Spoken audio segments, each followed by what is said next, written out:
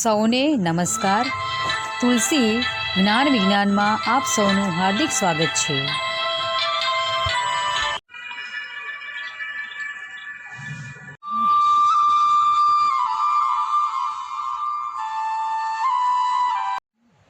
નમસ્કાર વિદ્યાર્થી મિત્રો.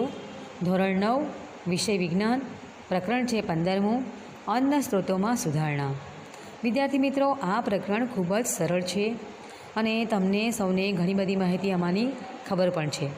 વિદ્યાર્થી મિત્રો, તમને ખબર છે કે દરેક સજીવો જે હોય એને જીવવા માટે ખોરાક જરૂરી છે અને એ ખોરાક એ મુખ્યત્વે વનસ્પતિ અને પ્રાણીઓમાંથી મેળવે છે.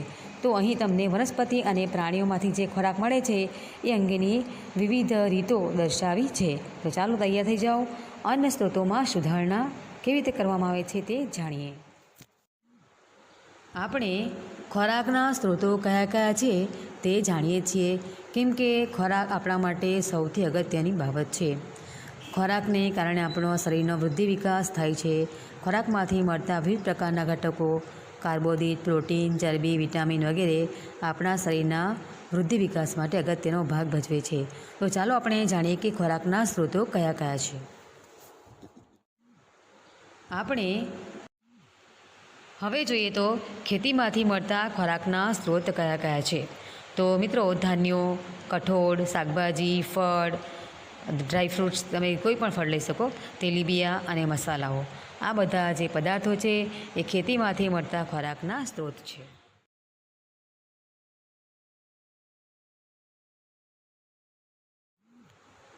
સૌથી પહેલાં ધાન્યો વિશે જોઈએ તો ધાન્યોમાં ઘઉં, ચોખા, જુવાર, મકાઈ, બાજરી વગેરેનો સમાવેશ થાય છે અને ધાન્યોમાંથી આપણને કાર્બોદિત પુષ્કળ પ્રમાણમાં પ્રાપ્ત થાય છે. મિત્રો, તમે યાદ રાખજો કે ધાન્યોમાંથી આપણને કયું પોષક ઘટક મળે છે, તો એમાં આવશે કાર્બોદિત. તો કાર્બોદિત જે છે એ અગત્યનું પોષક ઘટક છે, આપણને શક્તિ પૂરી પાડતો ખોરાકનો સ્ત્રોત છે. હવે આપણે જોઈએ તો કઠોળ. તો કઠોળમાં ચણા, વાલ, મગ, વટાણા, તુવેર વગેરેનો સમાવેશ થાય છે અને આપણા વૃદ્ધિ અને વિકાસ માટે અગત્યનો ઘટક જે પ્રોટીન છે તે આપણને એમાંથી પ્રાપ્ત થાય છે. તો તમે આ ક્વેશ્ચન પણ યાદ રાખજો કે કઠોળમાંથી મળતું પોષક ઘટક કયું છે, તો પ્રોટીન આવશે. હવે આપણે જોઈએ ખોરાકના મહત્ત્વના સ્ત્રોત શાકભાજી અને ફળ વિશે. તો શાકભાજી અને ફળો જે છે તે આપણને વિટામિન્સ અને ખનિજ મિનરલ્સ પૂરા પાડે છે. મિત્રો, વિટામિન્સમાં A, B, C, D, E અને K આવશે અને ખનિજમાં calcium, sodium, phosphorus, magnesium, zinc વગેરે વગેરેનો સમાવેશ થાય છે. ત્યાર પછી જોઈએ તો તેલીબિયા જે છે એ પણ ખોરાકનો સ્ત્રોત છે. તેલીબિયામાંથી મળતું જે તેલ છે તે આપણને ચરબી અને પ્રોટીન પૂરું પાડે છે. મિત્રો, તેલીબિયામાં તલ, મગફળી, ત્યાર પછી સૂર્યમુખીના બી, કપાસ, દિવેલા વગેરેનો સમાવેશ થાય છે. હવે આપણે જોઈએ તો અહીં મસાલાઓ છે તે વિભિન્ન મસાલાઓ, તમે દરેક જણાની સુગંધથી અને સ્વાદથી પરિચિત છો. તો જે મસાલાઓ છે એ ખોરાકને શું આપે છે, સ્વાદ અને સુગંધ આપે છે. ઉપરાંત આરોગ્યની દૃષ્ટિએ પણ ખૂબ જ મહત્ત્વના છે. તો મિત્રો, આ થયા ખેતીમાંથી મળતા ખોરાકના સ્ત્રોત અને તેનું મહત્ત્વ. આ તમે દરેક બાબતો ખૂબ જ ધ્યાનપૂર્વક સાંભળજો અને સમજીને તૈયાર પણ કરજો. તમને એસક્યુ એટલે કે શોર્ટ ક્વેશ્ચન માટે મહત્ત્વનો આ બધા ભાગો છે. હવે આપણે જોઈએ કે પશુધનમાંથી મળતા ખોરાકના સ્ત્રોતો કયા કયા છે. તો પશુઓમાંથી ઉત્પન્ન થતો જે ખોરાક છે એ પણ આપણા માટે મહત્ત્વનો સ્ત્રોત છે અને જે બધા પશુઓ છે એ તમે જાણો છો કે કયા પશુમાંથી આપણને કયા પ્રકારના ખોરાકના સ્ત્રોતો મળે છે તે. તો હવે આપણે તે જોઈએ.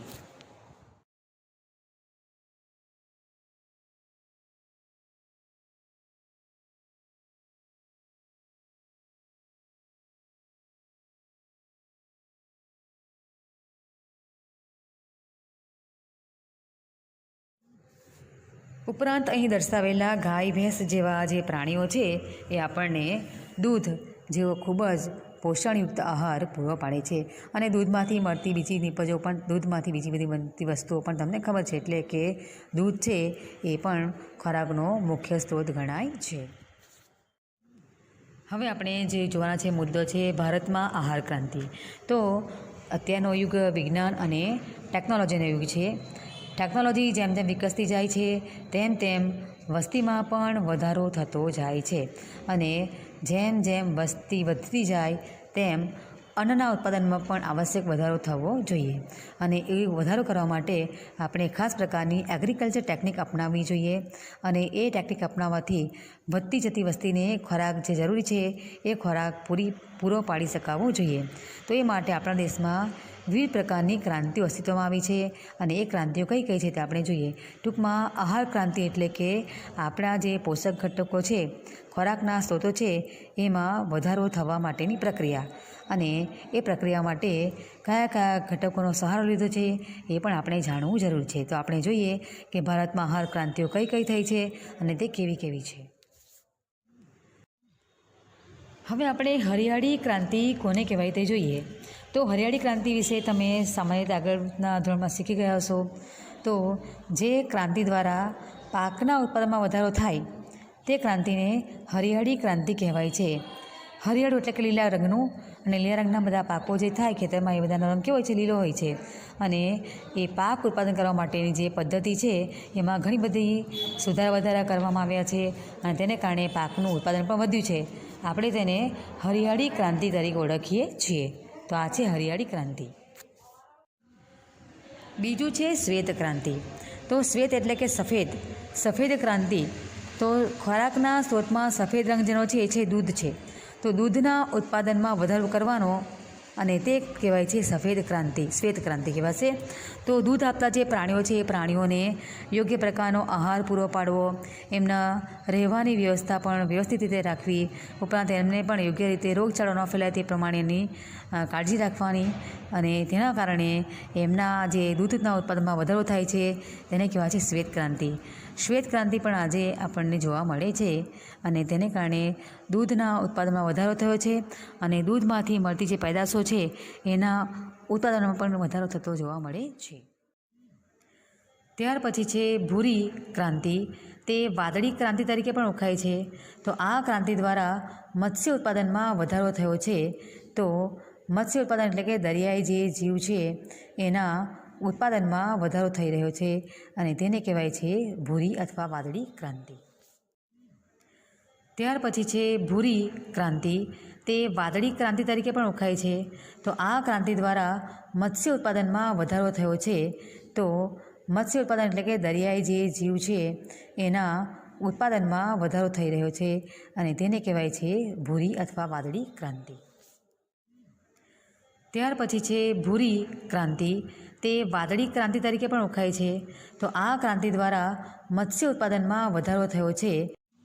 હવે આપણે પાક કઈ ઋતુમાં વાવવો જોઈએ તે અંગેની માહિતી મેળવીએ.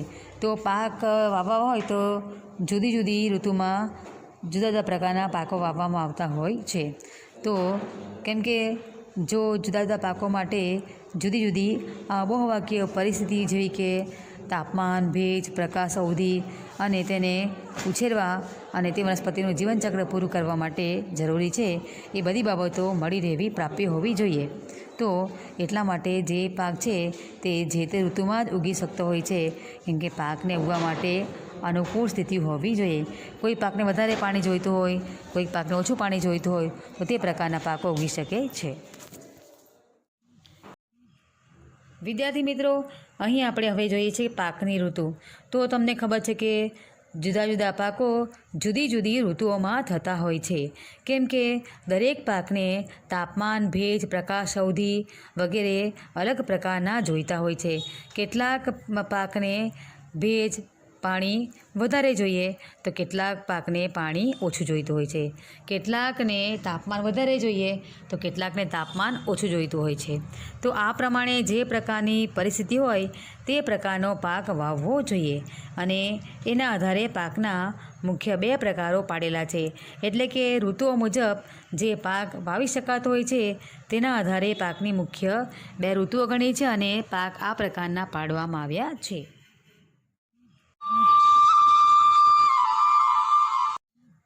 હવે જોઈએ તો સૌથી પહેલાં છે ખરીફ પાક. હવે ખરીફ પાક એટલે કે આ પાક જે છે એ ચોમાસાની ઋતુમાં થાય છે. એટલે કે જૂનથી ઓક્ટોબર મહિના સુધીમાં આ પાક ઉગાડવામાં આવતો હોય છે અને આ પાક જે છે એને વધુ પાણી જોઈતું હોય છે.